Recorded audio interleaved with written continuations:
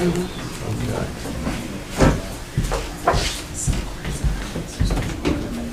All right, perfect timing. Okay, ladies and gentlemen, it's 6 p.m., so we call the meeting to order for the Upson County Board of Commissioners for Tuesday, February 13th. At this time, would you please rise for our invocation, followed by our pledge. I invite all of you to pray with me. Let us pray. Almighty God and kind Father, we do come before you with gratitude for this community. Gratitude for all of our neighbors and friends who care so much about our life here, our work here, our lives here. Gratitude to those who serve, to those who give so much of their time and talent to make this a better community, a more loving community, a more caring community. For those who work for those ends, we give you our thanks and praise, Almighty God. And now send your Spirit into this place this evening, into these lives. Give us a spirit of wisdom and discernment. Give us a spirit of compassion and love. Fill us with the desire to do your will, to share your love, and to work to make this a better place. A place where all are welcome, a place where all can earn a living, a place where all feel led to worship together in spirit and truth. These things we ask and we place before your throne in the strong and precious name of our Lord Jesus Christ. Amen. Amen. Thank you. If you join me in the pledge. Pledge allegiance to the flag of the United States of America and to the republic for which it stands, one nation, under God, indivisible, with liberty and justice for all. Thank you. Thank you so much. Check 1, 2, check 1. Okay. All right. So, gentlemen, first item on our agenda is a public hearing, special SPX 2024, TAC 01. Owners and applicants John and Kylie Haslam of Upson County requested Upson County approve an AR special exception for an indoor-outdoor special event venue at 745 Goshen Road. Just to summarize, it's 6.2 acres, and I think that pretty much sums it up. So at this time, Chair will entertain a motion to open the public hearing. So moved. I'll second. Okay, all in favor? Public hearing is now open. All right. Okay, if you would, when I call your name, there's the spot over here to help Nick out. State your name and your address for the record, and you have 5 minutes. And if I start giving you this, that means your 5 minutes are up. So with that, Mr. Hunter. Thank you. Mr. Chairman, Commissioners, my name is Danny Hunter. I live on North Ridge Drive, which is down the street from the house that's being considered for the special exception. I've been asked to serve as a spokesperson for the residents in the North Ridge Drive and Goshen Road area. First of all, I'd like to mention the fact that the last time we had the Planning Commission meeting, we did submit a petition. The petition had approximately 70 signatures on it of people who were opposed to the special exception. And for now, for those who are in the room who are opposed to the special exception, I'd like to get a show of hands. Not inappropriate. All right, gotcha. Thanks, sir. Mr. Chairman, our objection to the special exception application centers upon the harmful effect to our general neighborhood because what we believe will be nuisance conditions that will be created from the operation of a special events venue. There's little doubt, and I think anyone's mind, that the residents on Goshen Road provides the amenities that a wedding and event venue might want to have. Unfortunately, this venue is in the wrong location for such celebratory events, as it's located in the middle of a residential subdivision that will be affected by the detrimental noise and traffic inconveniences that are associated with large celebrations. The typical characteristics of a wedding or other event, a large birthday party or holiday party, is the celebration component, and with amplified music and the service of alcoholic beverages. The applicant on his application indicated that they would have approximately a capacity of 150 attendees at this location. So in our opinion, make no mistake, at outdoor celebrations with 150 people in attendance will make significant noise. There could be noise from any loud music that's being played by a live band or a DJ, noise coming from catering services, noise from automobiles going from their parking lot. And their parking lot, which is in the front yard of the house, is only located about 50 feet from the roadway. It's not like other venues around here like Harbor Pines, where their parking lot and their barn buildings are about 1,000 feet from the nearest roadway or house. This level and type of anticipated noise intrusion on nearby residents is unacceptable and should not be expected in a residential subdivision. This noise would be an unreasonable inconvenience that we believe constitutes a nuisance as defined in the county's zoning ordinances. The closest residents to this venue are next door and across the street, about 250 to 350 feet from the venue, and they would bear the brunt of the noise intrusion and traffic. There are also some special needs individuals on both sides of this venue who are living there for the purpose of the tranquility and the peace and the ability to walk safely out in the roadway, both sides. The applicants state in their application that noise will be held to acceptable levels and during appropriate hours, but they do not specify what acceptable noise levels means. If acceptable levels of noise means that nearby residents have to endure hearing amplified music and crowd chatter from the event, I would define that as noise intrusion or nuisance. The applicants do not list what they consider to be appropriate business hours for the commission to review. And then you have the traffic and parking dilemma. The parking diagram that's submitted by the applicant shows a maximum of 50 paid parking spaces for a 150-person venue. So that would mean that those 150 people would all have to either ride share into the venue in order to get those 50 cars parked in that parking on site, and which is they say that they would all be doing on site. That means inside entry gates. So if there's an event with 100 and 150 people in attendance, I'm curious as to how they intend to make sure that everybody shares a car, a ride with 2 to 3 other people to accomplish that 150 in attendance. Moreover, parking attendants would have to be on hand to force all cars into the venue because, as I said, the parking lot's only 50 feet from the roadway inside the gates. So common sense tells me that this is an unrealistic expectation to force everybody to park inside those gates. And although this is a 6-acre lot, there's only about an acre and a half of property available in front of the house that's usable for the venue. The rest of it is a drop off behind the house, and the rest of it is wooded on the sides. So common sense tells me this is unrealistic and that cars will likely park on both sides of the road in front of the venue and in front of neighboring houses. Any car parked on the roadway will be partially parked in a traffic lane to the narrow shoulder of the road on Goshen Road, likely impeding safe passage of other cars and residents driving on Goshen Road. People who are arriving or departing to attend the venue are expected to increase traffic volume, obviously by 100 cars if you have a 50-car parking lot on Goshen Road. And they're likely to impact other residents of Goshen Road and North Ridge Drive. Mr. Hunter, I'm sorry. Gotcha. That's 5 minutes. Is it? Yes. Should we talk about the comprehensive plan a second? 30 seconds? Yes, sir. Okay. I'm sorry. Got to stick to the rules. I'm sorry. All right. With that said, Mr. Raines, if you'd like to come up, you have 5 minutes. Go ahead and finish. You got 5 minutes? On that. So if you would, again, state your name and your address for the record. And just as My we name is as Tom we just Raines, and did, I 5 signed up to minutes. speak only if I had to. I want to thank all of our folks for showing up, first of all. The equally important factor to consider in the decision of the county comprehensive plan, which serves as a roadmap for the future development.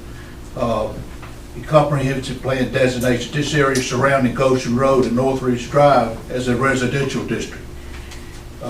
Rural residential. which would change the current zoning from agricultural residential to residential, which would then eliminate this venue from even taking place, or the permit being issued for it. One of the main things that we have an issue with is people that attend these celebrations, weddings, there's always alcohol involved, always. Whether you partake in it or not, that's your choice, but we're gonna put a lot of drivers in our neighborhood with alcohol. And we have a tremendous amount of walkers in our neighborhood. Some walk later than others because of their work schedule and so forth. We have, as Danny mentioned, we have special needs children that walk in the yard and in the front of their homes. It's that, along with the noise, the additional traffic, we would ask the board to deny this. We've already been unanimous decision with the planning and zoning.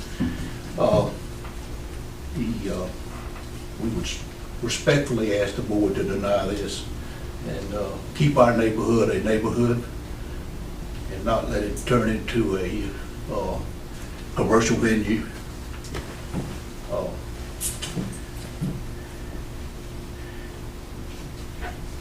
I think that kind of covered it. I appreciate your time and I appreciate your consideration. Thank you, Mr. Raines. Okay, gentlemen, there's no one else signed up for any comments for this. So at this point, is there a motion to close the public hearing? So moved. Is there a second? Second. Motion made and seconded. All in favor? Public hearing is now closed. Mr. Curry. Yes, sir. This is a summary of the staff report you have before you. I will just hit the highlights. I won't hit all of the details. As you heard discussed, John and Kylie Haslam have requested a special exception for an indoor-outdoor special event venue on the 6 acres, this is a listed use as a special exception within the AR. As you know, there are several of these that have already been approved through this process. They're listed in your report, and we'll talk about them briefly in a moment. There has been a lot of inquiry and misinformation about the last time this happened in June of 2016. The previous owners, the Richters, also started this process, but due to the opposition that they felt from the neighbors, they actually withdrew their application before it went to the Planning Commission. So it never really went into the process in a formal way other than submittal of the application. Currently, there is business activity. This is a short-term rental. They have paid their occupation tax since 2022, so that allows them to, I recently heard short-term rental is defined as 30 days or less. We don't have anything like that in our ordinance, but that's at least what some people consider it. They do advertise on the internet, 2 websites we found, AirPass and Rent by Owner websites as short-term rental. This location is on the east side of Goshen Road. It is zoned AR. As you heard earlier, a lot of this property slopes basically from the pool in the backyard patio. It's very deeply sloped. They have when I talked to the owners, they said none of this area would be used for the venue. There is some creek bottom there where they, at least in the past, they had like a small dock or something, but I guess that's just for private use and would not be used for any of these activities. The entire area is zoned AR. Single family is obviously the predominant use. It's very heavily wooded. Both the Planning Commission and yourselves have general review standards that must be used by state law and your own requirements in the ordinance. So those are the standards by which we're to look at these types of projects. As you heard earlier, the designation in the comp plan is rural residential. And there's the description: preserve established neighborhoods and foster quality of new development, etc. Ironically, AR is not listed under this particular character area, so that might be something we want to address in the future. There are a limited number of goals and strategies in the comp plan. Most of them in this particular case that would pertain, talk about maintaining the small town character of the community and also fostering and benefiting small businesses and business opportunities. Looking at similar facilities that have been approved or that pre-existed, we've got these 6. You'll see that 4 of them went through this process. 2 of them pre-existed, Bickley's Lake and Oak Hill Farms. That gives you when they were established and their location. And here basically we look at the standards that you use and the impact on adjacent neighborhoods and residential use in this particular case.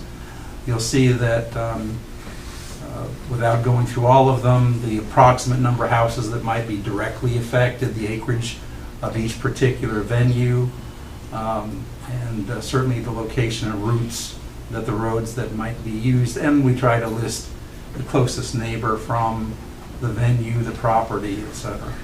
And you can see that in this particular case, this is the smallest of the venues. In this case, obviously not approved, but suggested. And the closest neighbor is only 224 feet away. Now, we did recently approve the Quiller, where literally when you drive into the venue, you're going right by somebody's front door. So it's a little closer than this one, but this gives you an idea comparison to the other venues that we've got. In terms of a nuisance, everything is a nuisance if it's improperly managed, improperly maintained. So obviously we don't really know what the nuisance level would be until the noise starts, the litter would start, the traffic, etc. Now we know that there's going to be some because there's additional activity, but we don't know what that level would be, and hopefully any of these facilities, if properly maintained and managed, are a minimum impact. Staff is unaware at least any complaints about any of the other venues that have ever been, that there have not been any complaints that we're aware of to code enforcement.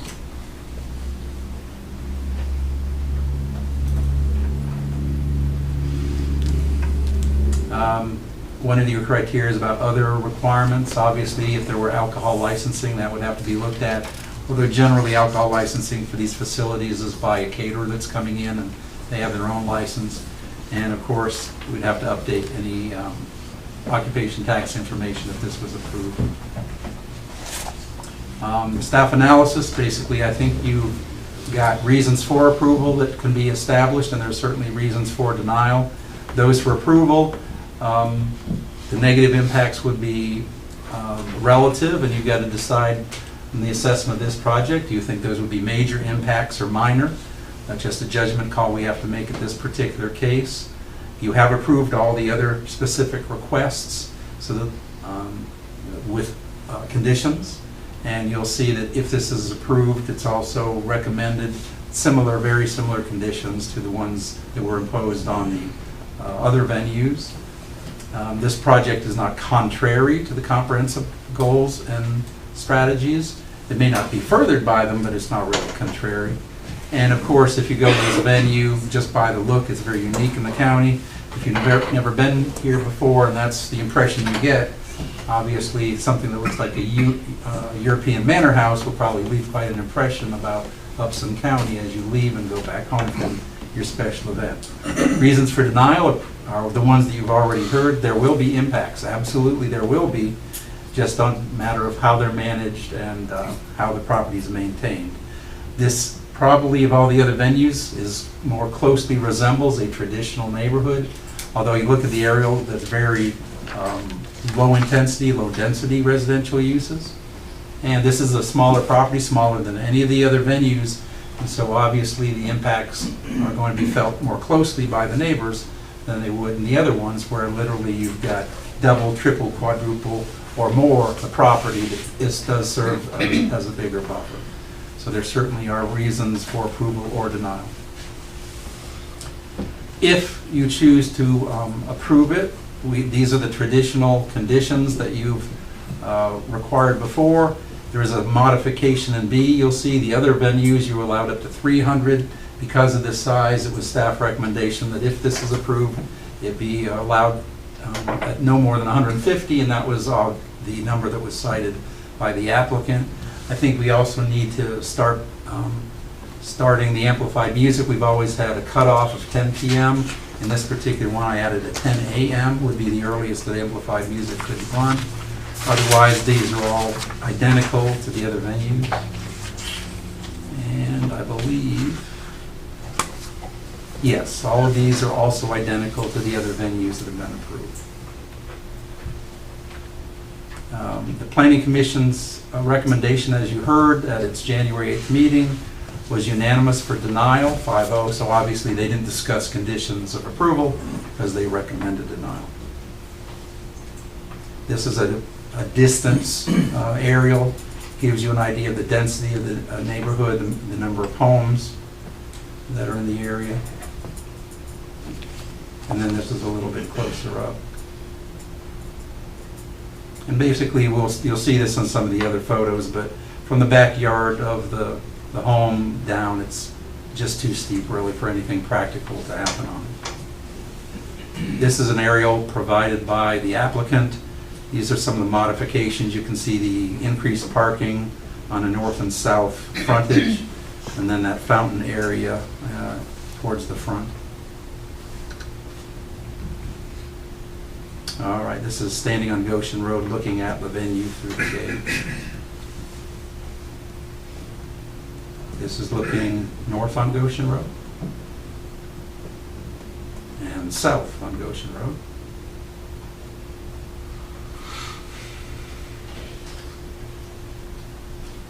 Now this is looking probably halfway. This sidewalk goes to the front door of the home, so I would probably standing about halfway down it. So this is when you look forward from the house, the view that you would have. This is the nearest home, which is on the south side. And again, this is the side view, obviously from on the property here, but this is basically the view of that neighbor. Would be a little further away than this, but it gives you an idea of how close it is. This is a deck that they put in on the south side of the property that obviously could have some of the events on it. It's that same side, the stairs that go down to the side of the house in the front of the home. And this is the deck and the pool in the back.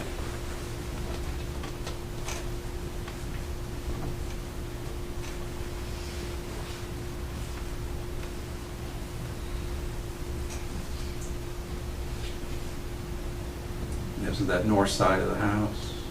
I believe that the rooms that they rent out currently for the short-term stay, I believe they're in this part of the house. And then this is that parking on that side of the property. A little closer up from the other side, in the parking area. And that concludes the staff report, Mr. Chair. Okay, gentlemen, you've heard staff's report. Is there a motion? Mr. Chairman, I'd like to make a motion based on Planning Commission recommendation for denial. Second. I have a motion made and seconded to deny. Any further discussion? Hearing none, Ms. Jones. Commissioner Ellington? Yes. Commissioner Jones? Yes. Chairman Adams? Yes. Thank you for your time. Well, I don't have to leave now. You're more than welcome to stay. We got a lot of other business. But if you're going to leave, we'll give you 2 minutes. Please, when you leave, just remember that we still got business to do, and it always does carry around here. Thank y'all, and come back and see us again soon. Thank you. Thank you. Thank you, Mr. Allen. Give everybody just another minute, and we'll get back on.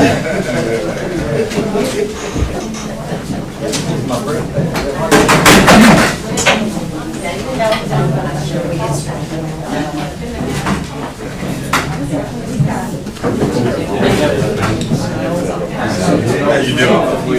Doing good. All right. Okay, let's, gentlemen, next item for your consideration, we have a public hearing for beer and wine package sales license. The application is on file in the Commissioner's office from Legendra, the law on behalf of RJ Food Mart located at 185 West Morse Crossing Road, Thomaston, Georgia.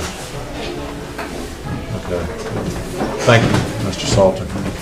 So at this point, is there a motion to open the public hearing? So moved. Second? Second. All in favor? Public hearing is now open. We have no one signed up for comments on this particular issue. So the chair will entertain a motion to close the public So hearing. moved. Is there a second? All in favor? Public hearing is now closed.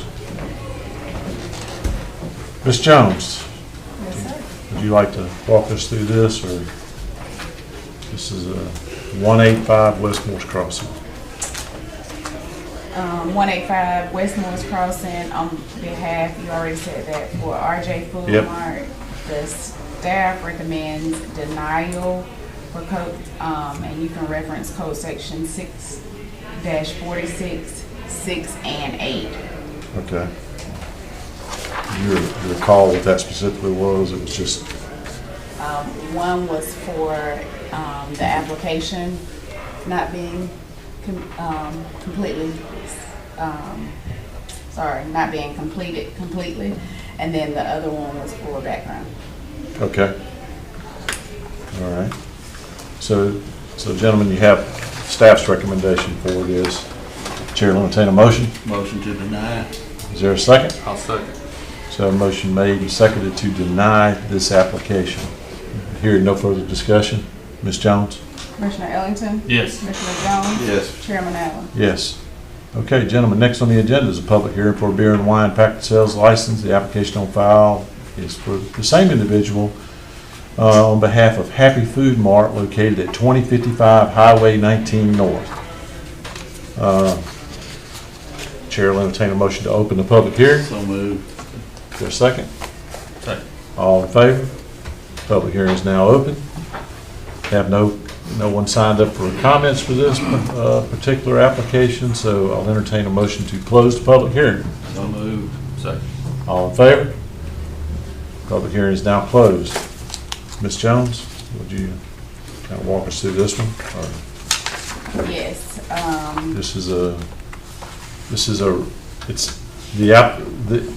It's not necessarily a renewal. They've Correct. had a license at this location before. That but- is correct. This is not a new store. The other one was a new store that had never carried a beer and wine license. This store has had a beer and wine license previously, located at 2055 Highway 19 North. It's the same applicant on behalf of Happy Food Mart, and staff recommends denial for the same reason as the last one. Okay, gentlemen, you've heard staff's recommendation. Is there a motion? Make a motion based on staff recommendation to deny. Is there a second? Second. Have a motion made and seconded to deny this application for 2055 Highway 19 North.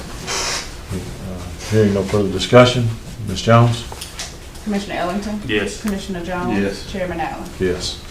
Okay.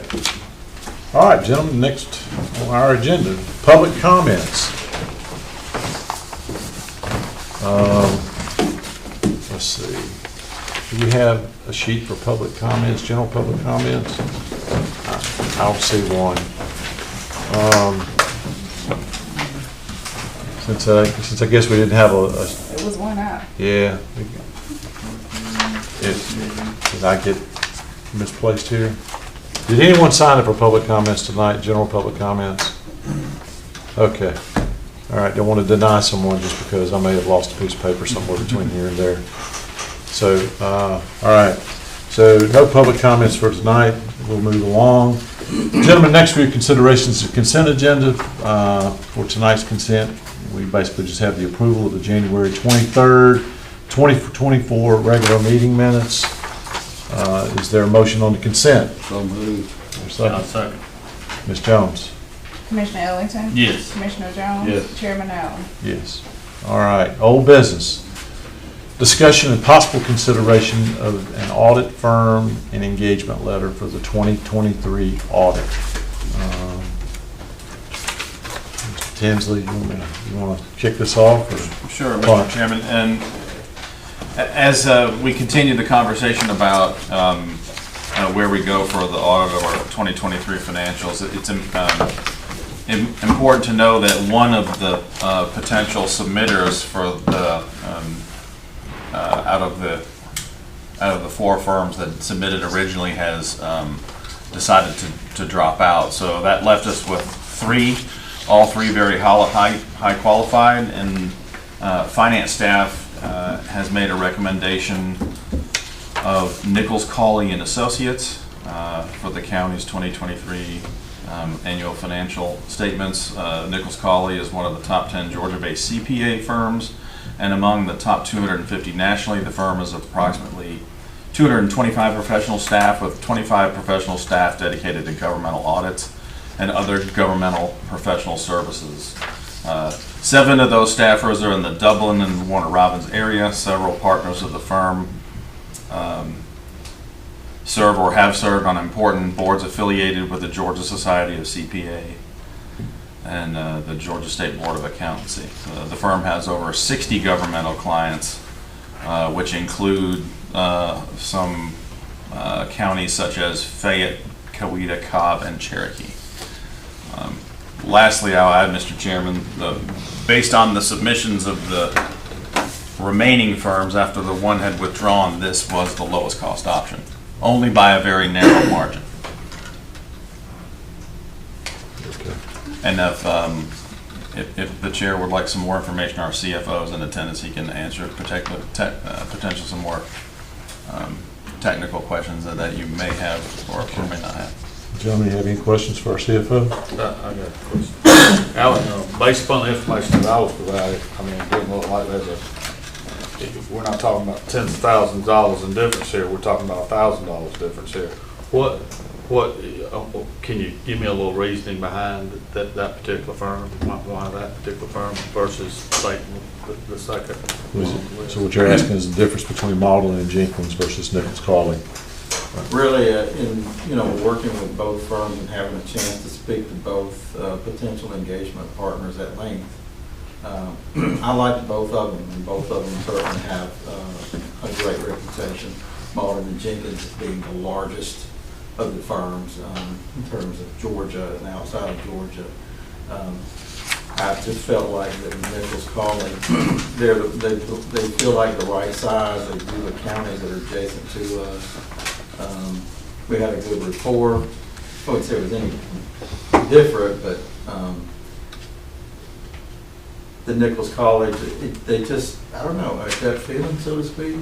And it really wasn't based on, okay, $1,000 is not a deal breaker whatsoever in fees. But Greg was very responsive from the beginning.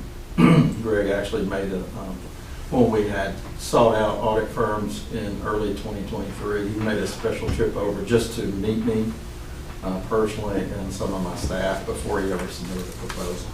All those things probably, in my mind went into play as part of my recommendation for audit firm. And we have every confidence that they're going to be able to start us on time, and we're gonna meet this year's timeline. Yes, sir. Earlier. And okay. Any more questions? I'm sorry, sir. Go ahead. I have just one comment to point out, is that obviously the 2 separate component units, each of their boards would have to, and so. Yeah. Meaning that the IDA and the Right. airport authority, they can choose who they like. This is their price is built into this quote for their work. Okay, hearing no more questions, is there a motion on staff's recommendation? Mr. Chairman, I'll make a motion to approve based on staff recommendations, the audit firm. Nichols and Cawley. Yes. Second. All right, have a motion made and seconded to engage Nichols Cawley. And just for the record, I'll just put it out there, the total is for $85,000, $67,000 for the county's audit, and it'll be $9,000 each for the component units. Is that correct? Yes, sir. Okay, all right. Hearing no more discussion, Ms. Jones? Commissioner Ellington? Yes. Commissioner Jones? Yes. Chairman Allen? Yes. Okay, moving along. All All right, new business, presentation by the district attorney regarding grant awards. Good evening. I'm looking for Marie. I know I'm not quite as nice to look at, but my name is David Studdard. I'm our chief assistant district attorney. More importantly, I've got Michelle Ivy with me, who is our grant coordinator for the office, and I think she's probably going to be more suitable to talk with y'all about this. The reason we have to get this on the agenda is we have actually been getting grants since 1995, but they're now making us go through more hoops than they used to. And we just have to let y'all know that we were awarded $140,305 for one grant, that's the VAWA grant, and $40,000 for the $40,000 for VAWA, and $140,000 for the VOCA grant. And we just have to make y'all aware that we get these grants. Okay, don't speak in acronyms. And I can read the letter here and break it down, but the one grant is for Victims of Crimes Act is the VOCA grant, and the VAWA is the Violence Against Women Act. And the VOCA grant funds salaries for victim advocates for Fayette, Pikes, Spalding, and Upson counties. And the VAWA grant actually pays for a portion of the salary for an assistant DA and an investigator.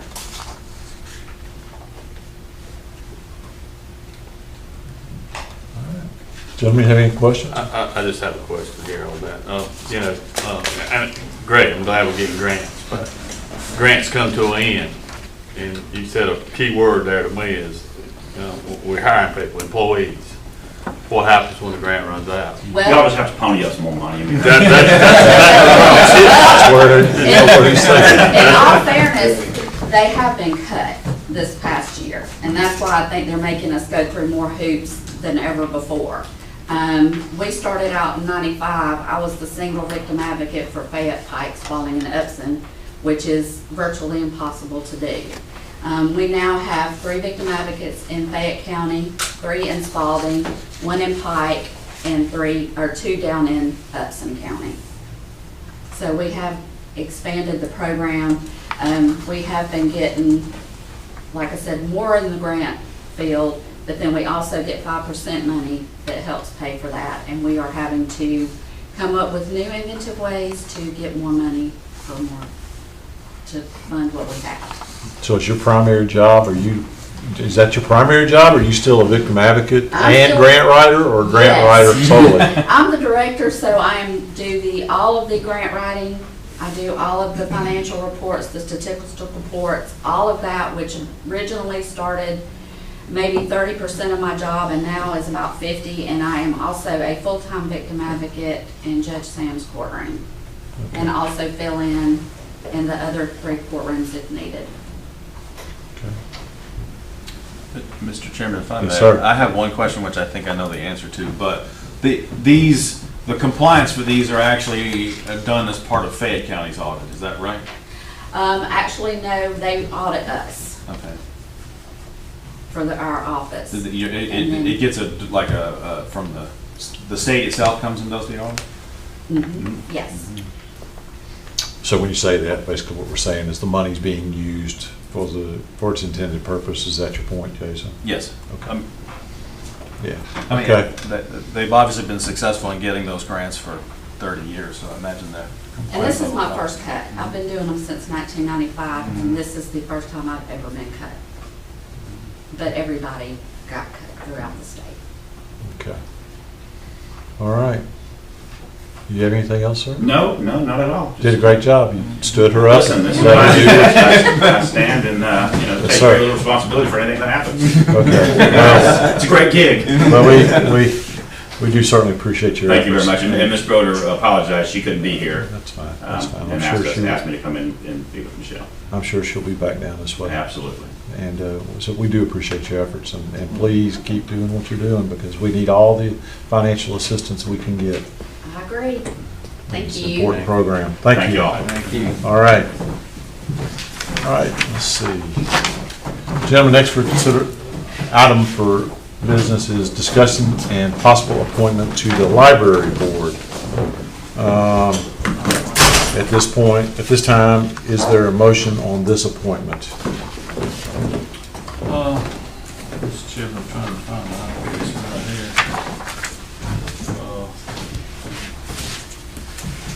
There we go, all right. Mr. Chairman, I make a recommendation. A motion? I'll make a motion that we appoint Madeline Brown to the library board. Okay, is there a second? She's not on it. It's in a different place, that's what I was trying to, but I've Okay. already seen it. Second. All right. So I have a motion made and seconded appointing Miss Madeline Brown to the library board. Any further discussion? Hearing none. Ms. Jones? Commissioner Ellington? Yes. Commissioner Jones? Yes. Chairman Allen? Yes.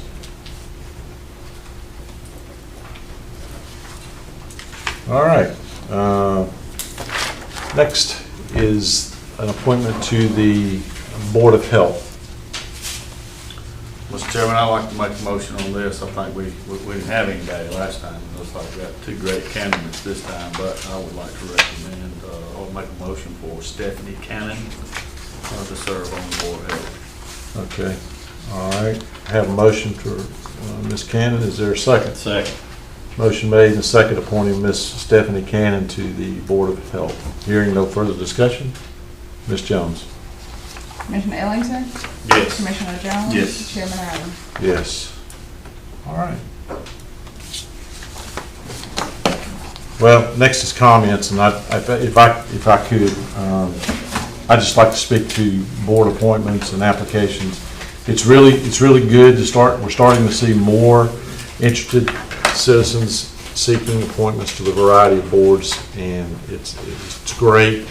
I think we have got to do a better job amongst ourselves, reaching out to folks after we do these board appointments and let these folks know how much we appreciate them. So if you guys would help reach out to everybody who made these appointments and thank them, not just congratulate the person who got appointed, because, but to reach out to everybody else, because good help is hard to find these days, and we need to keep getting folks to apply to help us serve this community.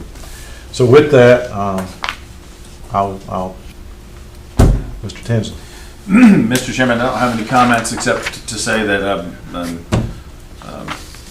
I want to thank the board for their time, spending so much time with your staff on Thursday and Friday of last week for our annual retreat. I know it's a lot for folks that have day jobs and day responsibilities, and it's a lot of time commitment and a lot of energy and focus required to spend that much time with staff trying to give us feedback on how we move forward. But I felt like that was probably potentially the most successful retreat we've had. We look forward to bringing the dashboard back with all the new projects on it for your review and potential ratification at your next meeting. But just thank you so much for your time and your attention to the pretty robust agenda that we put together, and we really look forward to seeing what we can accomplish in 2024. Ms. Jones. I have no comments. Mr. English.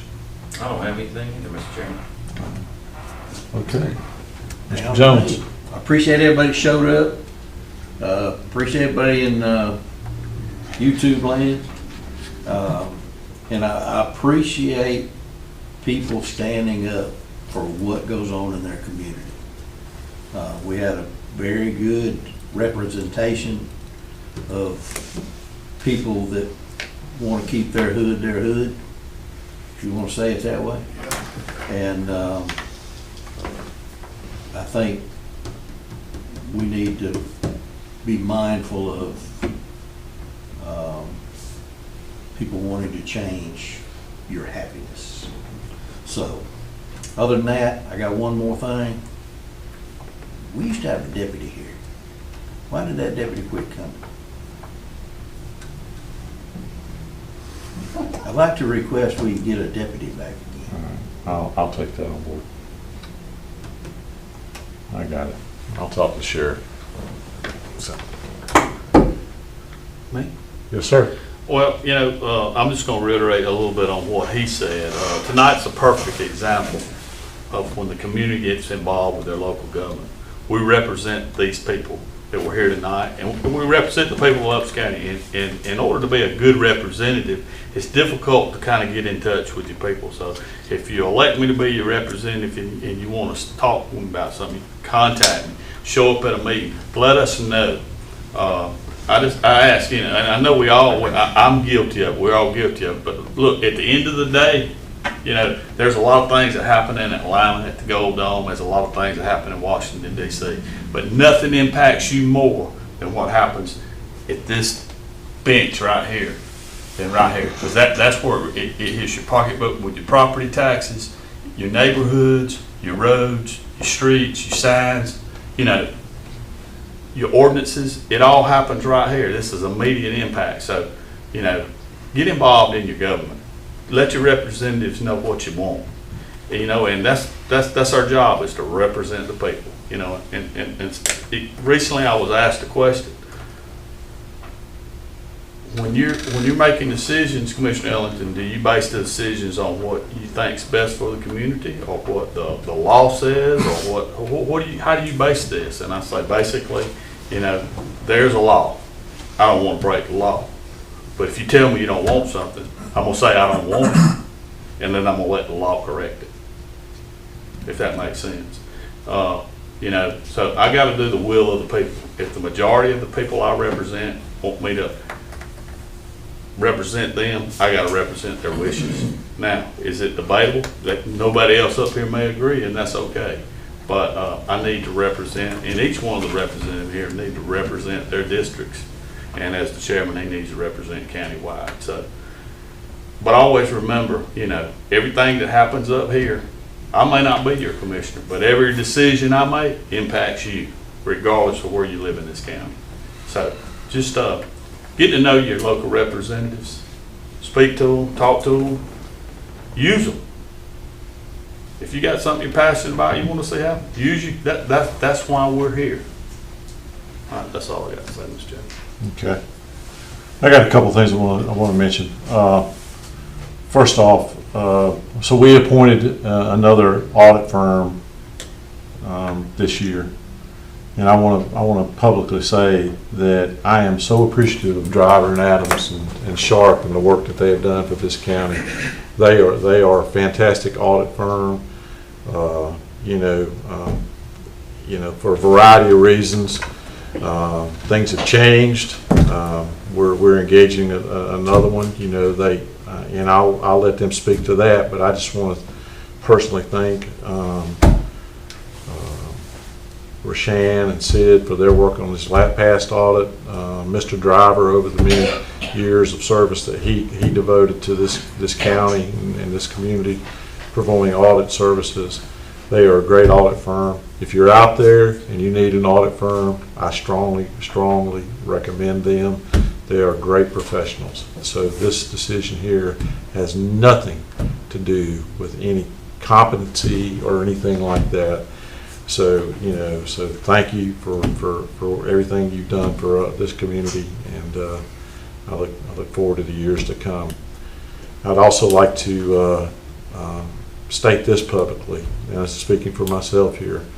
Robert Haney is our chair of the Board of Elections, and we've got several other individuals, to include Ms. Jones, who sits on that Board of Elections. You will not find any group that is more passionate about their job and maintains the highest level of integrity. So I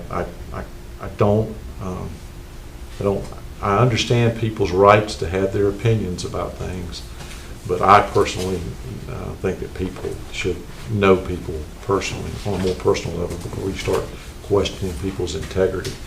We are bound as a county to follow the law. Our attorney reminded us of that at our last meeting when it comes to elections, and we will do that.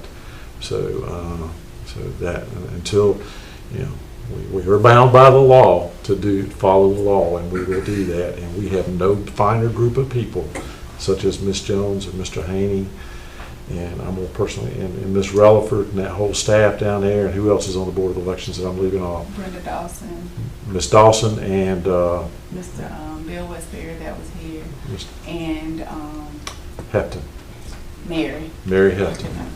I challenge any community anywhere to find a finer group of people to serve as representatives on their Board of Elections. Now that I've pontificated on that. And they make no compensation. Yes, sir. You know, we deal with these package sales, you know, and we really didn't get too much into the weeds about the denial on these particular licenses because it's probably not prudent of us to do it. But you know, I went to both these stores today, and you know, the convenience stores aren't convenience stores anymore.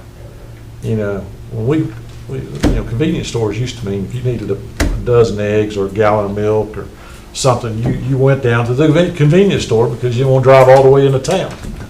Well, the world has changed, and it's affecting us locally because these stores are now just merely lottery tickets and gaming machines and beer and wine. That's it. There's nothing in there. I challenge anybody to go in there and find anything that you'd eat. Or, you know, I mean, I may be getting out of white line here, so Mr. English, kick me if you see, throw something at me or give me the hook sign. But as a community, you know, those are things we really need to look at. You know, I mean, how many stores do we or places to go be entertained with these machines do we need? It doesn't fit any part of our character, our community. And so I don't know what we do about it. I don't know what we can do about it legally, but go into some of these stores. You know, the buildings. I mean, when we have new beer and wine applicants, we do send code enforcement over there and building to make sure everything's up to code and the building is safe and stuff like that. But really, that's all we can do. We have no control over licensing of these games and gaming machines. The lottery is what it is, but how many of these do we need? And that's just something for us to ponder as we move forward. And lastly, you know, this is mainly for the public. I'm really excited about roads this year. We get this project that we spoke about, and worked hard on the last meeting at our retreat. And putting that package together and getting out there and seeing another visible difference in the roads. I tell people, I know, we've paved 100 miles of roads plus in Upton County in the last few years. But all that means is there's 300 miles that we have not paved. So we haven't paved your roads yet, but we're doing our best. But the problem now is, you know, we recognize, and I'm saying this for you and for the folks that are watching online is, so, you know, yeah, we'd like to just get out here and pave every road. It's financially, we just can't do it. But the other thing we can't do is go out here and just pave road, and then forget what we left back here. So by the time we get down here, these are falling apart. So we're really working hard to try to find a way to, and Mr. Hill, you'll appreciate this more than anybody because you're in the business. You know, building roads and getting them back the way they were, and then not neglecting them for 50 years. And you know, so it's a hard thing to do. We're blessed with the T-Splosh. We had another road washout today. So in the last 2 years, we've had about 14 washouts, and we're over, you know, I would guess probably 1.3 million. I know we were around 1.2, and then adding this one to it, I'm just assuming. So you know, so that is, it's important to have the means to respond to those types of emergencies. I don't know what we'd have done if we didn't have that. It would have been tough. So, but anyway, I'm proud of the work of staff, proud of the work of this board, proud of the work of the community and the support of the community as we continue to try to take us to the next level. And you know, I'm thankful we've got staff that will sometimes, you know, and you know, we like to think that as elected officials we're the only ones that have to take it on the chin. But I recognize that staff sometimes takes it on the chin when it's not necessarily warranted. So I stand by our staff. Y'all do a great job. So, and by the ways, a little warm in here, and we apologize, but it is what it is. So, and thank y'all for coming, but if there's nothing else, No. I want to say thank you to Jessica for getting all that together for the retreat. great job. Yeah. Yeah. All right. There being no further business, is there a motion to adjourn? So moved. We are adjourned. Thank y'all so much. Adjourned. We're still alive. Just keep that in mind. Mr. Salter, there's your folder.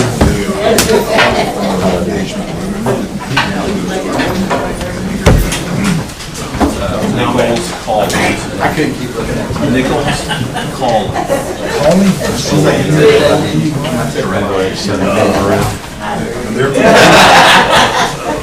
Are Nichols Calling headquarters vacant?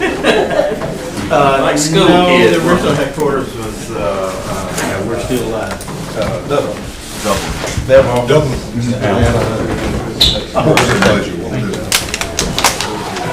Yeah, he would. I'm supposed to be here. Thank you. She has to do that.